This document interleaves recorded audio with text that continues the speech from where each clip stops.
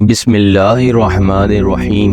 ناظرین کرام السلام علیکم۔ ناظرین کرام، اس دنیا میں اللہ تعالیٰ کے بے شمار بندے ایسے گزرے ہیں جن کو اللہ تعالیٰ نے بے شمار دولت اور عزت سے نوازا تھا۔ انہی خوش نصیبوں میں سے ایک قارون تھا جس کو اللہ تعالیٰ نے بے شمار دولت عطا فرمائی تھی۔ ناظرین کرام، دولت کے ساتھ ساتھ قارون ایک بہت ہی شکیل اور خوبصورت آدمی تھا۔ یہ کوئی معمولی انسان نہ تھا بلکہ حضرت موسیٰ علیہ السلام کا قریبی رشتہ دار تھا، مگر اس کی شہرت دولت اور طاقت کے حوالے سے تھی جو کہ اس وقت کے کسی بھی انسان کے پاس نہیں تھی۔ کہا جاتا ہے کہ اسے اللہ نے اتنی دولت دی تھی کہ اس کے خزانے کی چابیاں تک کئی مضبوط مرد مل کر اٹھاتے تھے۔ ذرا سوچیں، سونے چاندی سے بھرے صندوق اور جواہرات کے ڈھیر، اور وہ مال جو انسان کی آنکھوں کو کھیرا کر دے، مگر دولت کا نشہ ایسا ہوتا ہے ناظرین کہ انسان کو حقیقت سے دور کر دیتا ہے۔ اور یہی کچھ قارون کے ساتھ بھی ہوا۔ جیسے جیسے اس کی دولت بڑھتی گئی ویسے ویسے اس کا غرور بھی بڑھتا گیا۔ اس نے سمجھا کہ یہ ساری دولت اس کی اپنی محنت اور علم کا نتیجہ ہے۔ ایک دن لوگوں نے قارون کو نصیحت کی کہ اے قارون، جو دولت تمہیں ملی ہے وہ اللہ کی عطا ہے، اس پر فخر نہ کرو بلکہ اس کا شکر ادا کرو اور غریبوں کی مدد کرو۔ ناظرین کرام، قارون نصیحت سننے کے لیے تیار ہی نہیں تھا۔ یہ سب میری اپنی محنت کا نتیجہ ہے، میرا علم، میری قابلیت، مجھے کسی کی مدد کی ضرورت نہیں۔ ناظرین کرام، وہ کس قدر مغرور ہو چکا تھا، اللہ کے احکام کو بھول چکا تھا، دنیا کی چمک دمک میں ایسا کھویا کہ اسے اپنے انجام کا خیال تک نہ رہا۔ پھر ایک دن اس نے اپنی شان و شوکت کی نمائش کا فیصلہ کیا۔ وہ سونے چاندی میں لدے ہوئے قیمتی لباس پہنے اپنے خادموں کے جرمٹ میں باہر نکلا۔ اس لیے لوگ اس کے حسن و جمال سے متاثر ہو کر اس کو منور کہا کرتے تھے۔ لیکن بے شمار دولت اس کے ہاتھ آتے ہی اس کے حالات میں ایک دم تغیر پیدا ہو گیا اور سامری کی طرح منافق ہو کر حضرت موسیٰ علیہ السلام کا بہت بڑا دشمن ہو گیا، اعلیٰ درجے کا متکبر اور مغرور ہو گیا۔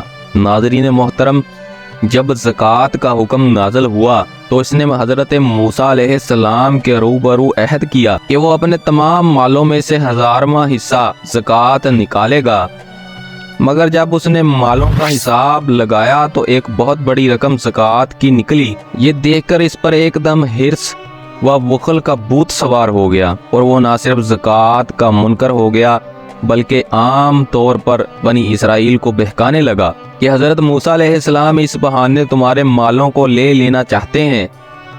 یہاں تک کہ حضرت موسیٰ علیہ السلام سے لوگوں کو برگشتہ کرنے کے لیے اس خبیث نے یہ گندی اور گنونی چال چلی کہ ایک عورت کو بہت زیادہ مال و دولت دے کر آمادہ کر لیا کہ وہ آپ پر بدکاری کا الزام لگائے، معاذ اللہ۔ ناظرین محترم، اس وقت جب کہ حضرت موسیٰ علیہ السلام وعظ فرما رہے تھے، قارون نے آپ کو ٹوکا کہ فلانی عورت سے آپ نے بدکاری کی ہے، نعوذ باللہ۔ حضرت موسیٰ علیہ السلام نے فرمایا اس عورت کو میرے پاس لاؤ۔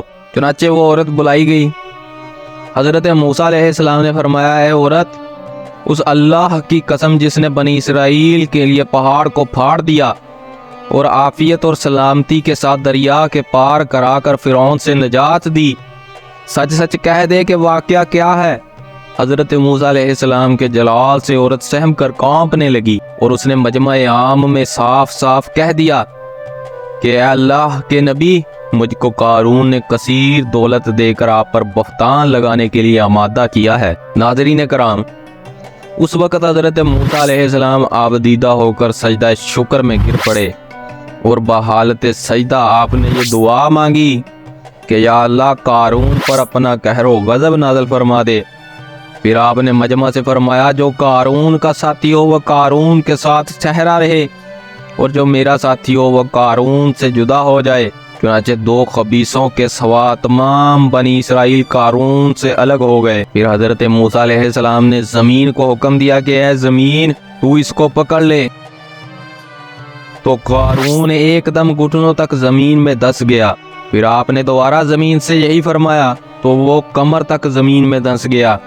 یہ دیکھ کر قارون رونے اور بلبلانے لگا اور قرابت اور رشتہ داری کا واسطہ دینے لگا، مگر آپ نے کوئی التفات نہ فرمایا۔ ناظرین کرام، یہاں تک کہ وہ بالکل زمین میں دھنس گیا دو منحوس آدمی جو قارون کے ساتھی ہوئے تھے لوگوں سے کہنے لگے کہ حضرت موسیٰ علیہ السلام نے قارون کو اس لیے دھنسا دیا ہے کہ قارون کے مکان اور اس کے خزانوں پر خود قبضہ کر لے۔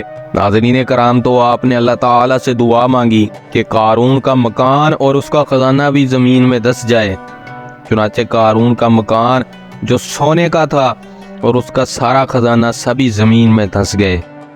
اس واقعے کو اللہ تعالیٰ نے یوں ارشاد فرمایا، ہم نے قارون کو اتنے خزانے دیے تھے کہ ان خزانوں کی کنجیاں ایک مضبوط اور طاقتور جماعت بمشکل اٹھا سکتی تھی۔ بے شک قارون حضرت موسیٰ کی قوم میں سے تھا، پھر اس نے ان پر ظلم کیا اور ہم نے اس کو اتنے خزانے دیے تھے کہ جن کی کنجیاں ایک طاقتور جماعت پر باری تھیں۔ ناظرین کرام، حضرت موسیٰ علیہ السلام نے قارون کو جو نصیحت فرمائی وہ یہ ہے جس کو قرآن مجید میں بیان فرمایا گیا۔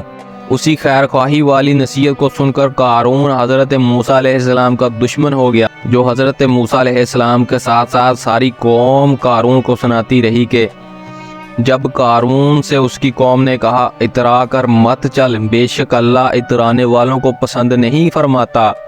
جو مال اللہ نے تجھے دیا ہے اس سے آخرت کا گھر طلب کر اور دنیا میں اپنا حصہ نہ بھول اور احسان کر جیسا کہ اللہ نے تجھ پر احسان فرمایا، اور زمین میں فساد مت تلاش کر۔ قارون نے اپنے مال کے گھمنڈ میں اس مخلصانہ نصیحت کو ٹھکرا دیا اور خوب بن سور کر تکبر اور غرور سے اتراتا ہوا قوم کے سامنے آیا اور حضرت موسیٰ علیہ السلام کی بدگوئی اور ایذا رسانی کرنے لگا۔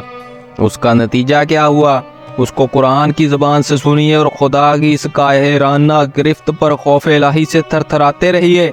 اللہ اکبر۔ ارشاد باری تعالیٰ ہے، تو ہم نے اس کو اور اس کے گھر کو زمین میں دھسا دیا تو اس کے پاس کوئی جماعت نہ تھی کہ اللہ کے عذاب سے بچانے میں اس کی مدد کرتی، اور وہ کوئی بدلہ نہ لے سکا۔ ناظرین کرام، یہ واقعہ ہمیں درس ہدایت دیتا ہے کہ اللہ تعالی مال و دولت عطا فرمائے تو اس فرد کو لازم جانے اپنے اموال کی زکوٰۃ ادا کرتا رہے اور ہرگز اپنے مال و دولت پر غرور اور گھمنڈ کر کے نہ اترائے۔ اللہ تعالیٰ ہی دولت دیتا ہے اور جب چاہتا ہے پل بھر میں دولت چھین بھی لیتا ہے۔